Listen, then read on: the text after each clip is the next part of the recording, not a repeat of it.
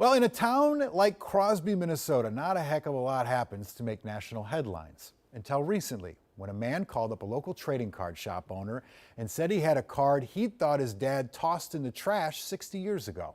A card that would wind up changing the trading card world and 3 lives around Crosby forever.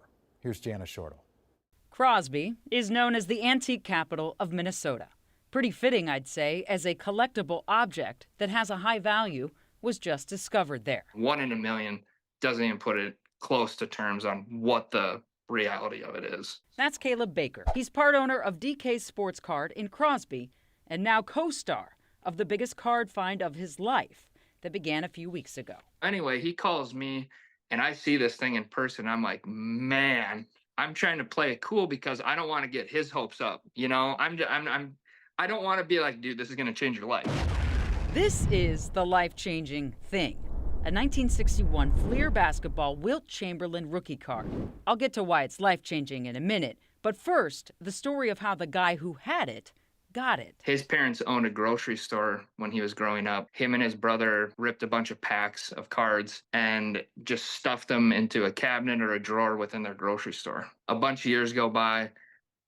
His brother asked the father, hey, where are those old cards? What'd you do with them? Oh, I burnt them. They're gone. They went in a burn pile years ago. Don't worry about that, you know? The old man was just kidding, but the brothers didn't know that until the owner found them in the grocery store 60 years later. And now here we are. 3 guys, 1 card, who needed the trading card world leader to take a look. I said, let's grade this thing. I'll send it down to SGC in Boca Raton, Florida. They'll take care of it. They'll grade it.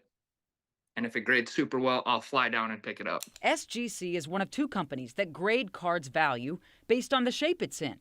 And remember, this card was shoved in a grocery store drawer for more than half a century by 2 kids. So SGC gets the card, and then... Hey everyone, this is Peter from SGC, and I am honored to be introducing all of you to one of the most impressive trading cards that the hobby has ever seen. The company graded the card from Crosby a 10 on a 10 scale.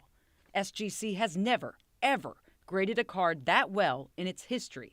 Meanwhile, back in Crosby, the gravity of the situation started to hit me. I was at my grandma's house cooking for the whole family, and I just started crying to myself. I'm like, man, this is like, you read about this stuff never happens. Caleb flew to Florida with his brother to get the card back from SGC. And it was then that SGC said a private buyer is ready to pay you $1.7 million for the card. The highest vintage basketball card sale of all time. All that was left to do was go tell the brothers back in Crosby. I kind of told them the magnitude of this. And I'm like, listen, if this thing would have got an 8, it would have been worth 40 grand. And the wife's face was like, it goes, what do you mean 40 grand? Like, was just in shock.